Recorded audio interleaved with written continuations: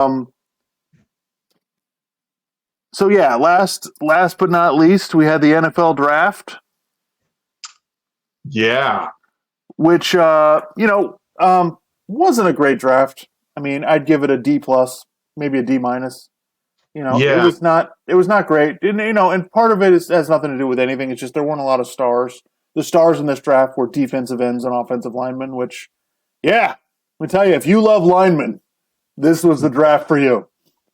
It is funny to me though, because, I understand why in comparison, like the Major League Baseball draft is nowhere near as big of a deal. I mean, baseball isn't as big of a deal as football anyway, but also those guys are going to go to the minors and you don't know who the hell actually could ever play on the major league team. It's such a right crapshoot, but I mean,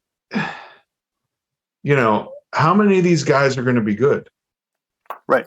Half the first round outside of the first round. Yeah, half the first round picks don't make it 3 years in the league. 50% of the total players in the NFL total are undrafted.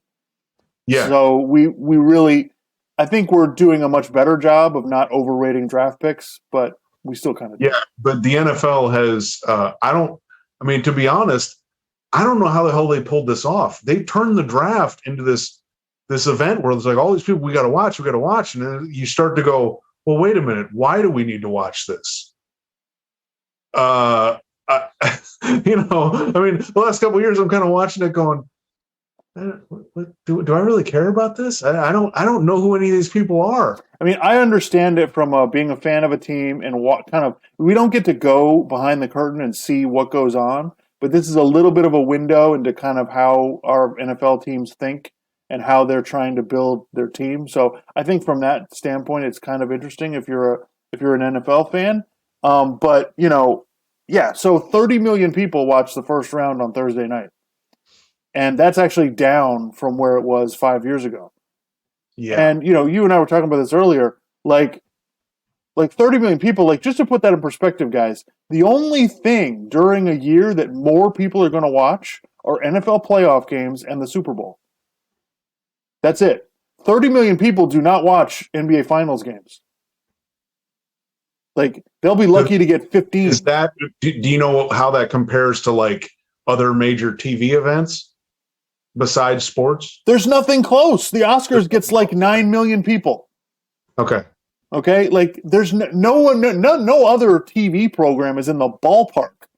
Okay. Of where that 30 million people, you can't get 30 million people to watch anything nowadays. Like I said, the only things that even come close are, the NFL playoff games. Obviously, most of them beat it. And the Super Bowl, obviously, you get 100 million people watch that. But that's it. There's no TV shows that get more than 10. Like, it's, So, yeah, so my comment is like, yeah, I mean, I thought it, I think it's interesting, but I'm watching it It's interesting to a point, right. But it's like, the fact that this many people watch it, that many people go, and I'm just kind of like, this just kind of feels like it's something the NFL has just started to feed people, and then the media feeds into it too, and it's just like, guys, do we really care about it? It's the same thing with, like, you talk about this a lot, about how they're trying to make you think that every single NFL regular season game matters a lot, and that's not exactly true. College football, it's still pretty close to every game mattering, but in the NFL, it's kind of, I mean... Yeah, listen. I'm a football fan. And even I am like, I'm watching it on another screen. I'm watching the NBA playoffs more than I'm watching the draft. Yeah. And I'm interested to see what's going on. So my question is, America, what are we doing? Yeah. Like, what are we doing? Like, we're really sitting and watching players get picked in a draft? Like, it's not a game. I understand the human interest part of it, right? It's kind of like the Olympics, because they do the human interest version of it on ABC, right? Where they talk, and you get to see these kids, I get that. Totally get all that. But really? So, yeah, the NFL is king. It's not even a question. As I told you, the NFL's heroin. We're hooked. They're the drug dealers. And literally, we can't get enough. We'll pay whatever the price is.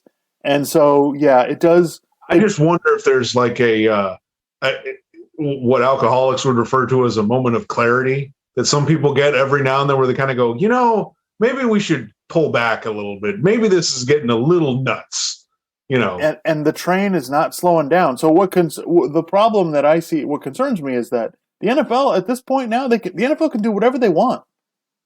Yeah. Like they can ignore domestic violence, right? Just let Deshaun Watson. It's kind of like Trump during the 2016 election. I could walk out onto Fifth Avenue and shoot somebody, and I wouldn't get kicked out of the election race. So that's what bothers me, is that they basically can just ignore Deshaun Watson's issues, give him $230 million. It's fine.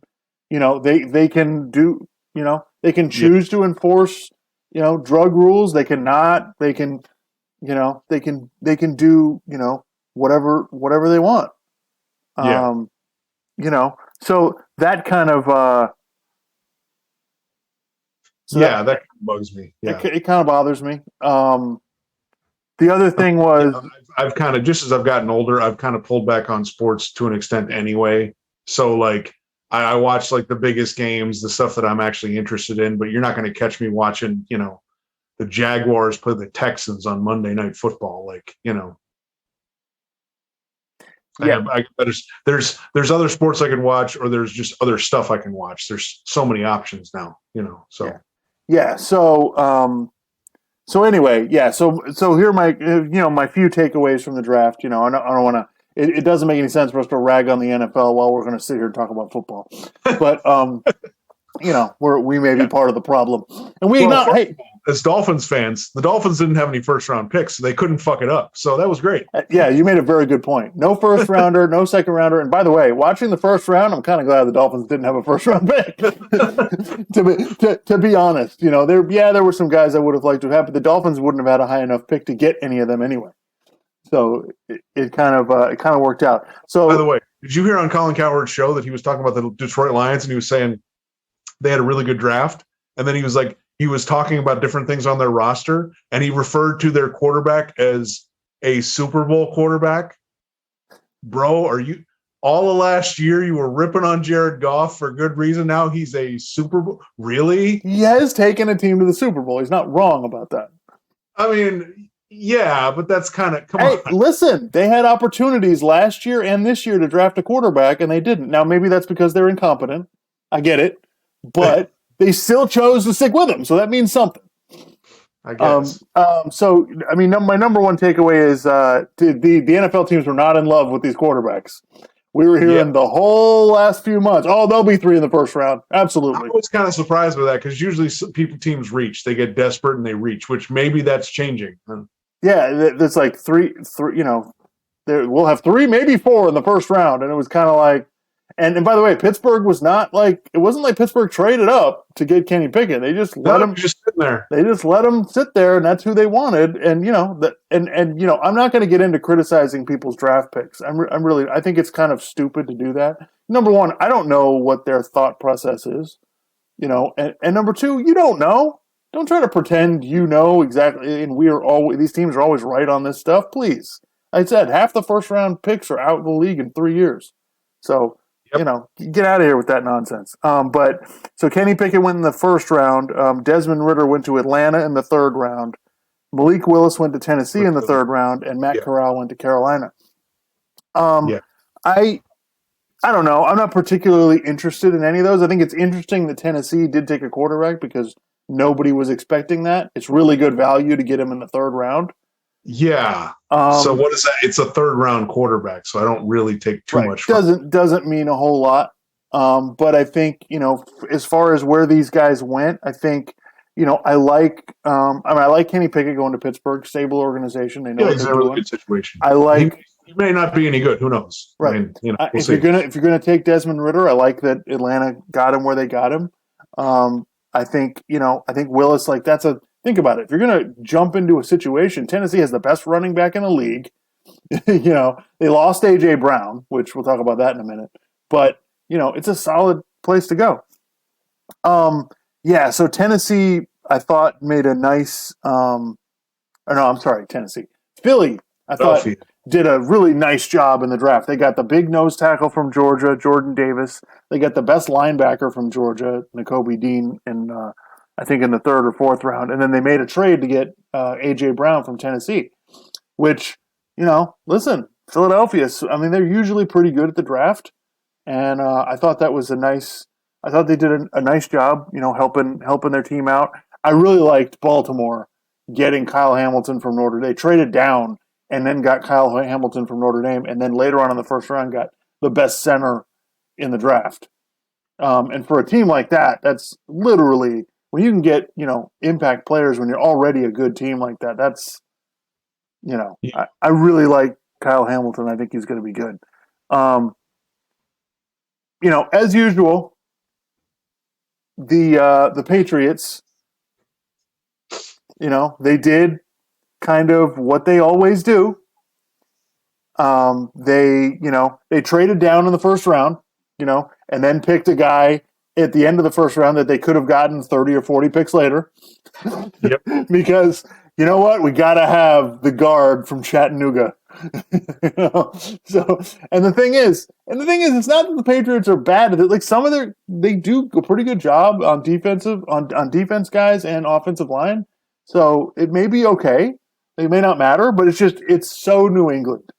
Yep. It's just Belichick is the only guy who's like, I really don't care. We're just going to take. And listen, I really believe in the theory that it doesn't matter where you draft them; it matters how they play. I agree with that.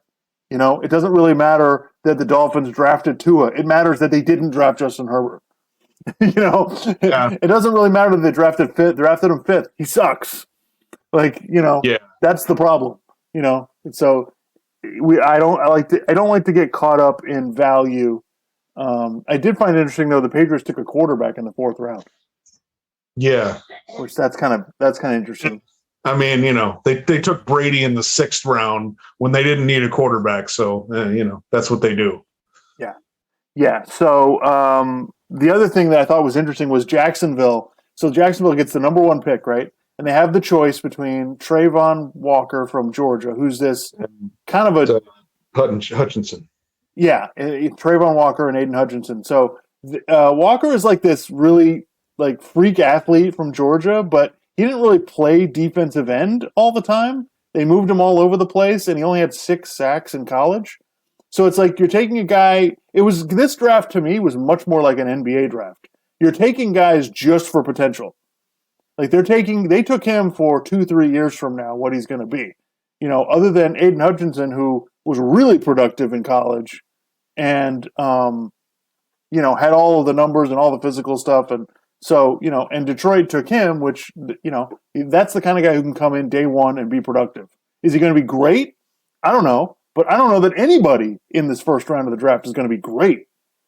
It was just kind of, that I thought was kind of interesting. They took a bit of a chance taking him, with the number one pick in the draft. You would think that would be, you wouldn't want to screw around. Yeah.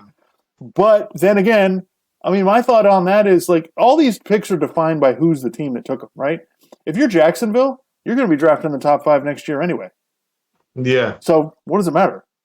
I don't understand the criticism. Like, who cares? So what? They missed out on Aiden Hutchinson. Okay. Is he the next Reggie White? No. I don't know. I don't think anyone thought that. No. So it's just kind of like, all right, it's not that big a deal. But yeah. That was really all I had on the draft. I mean, I think it's a good TV show. Yeah. But I'm just confused. I'm confused with America. I don't know what America likes. I mean, I know we're addicted to football, but man, it just seems crazy to me. It seems like a lot more people should have watched the Warriors defeat the Grizzlies today than the NFL draft. Yeah. I'm just confused. That's all I'm saying. Oh, last thing before we go. This is my Dolphins prediction for this season, okay?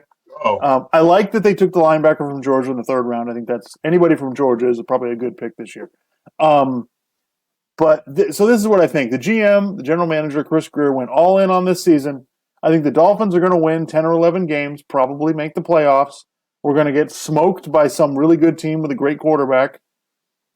At some point, once we get into the playoffs, and everybody's going to go, oh man, they had a great season, and Tua is going to have 28 touchdowns and 10 interceptions, and everybody's going to talk about how great he was when it's all the coach and the running game and the system, And so this is Clark.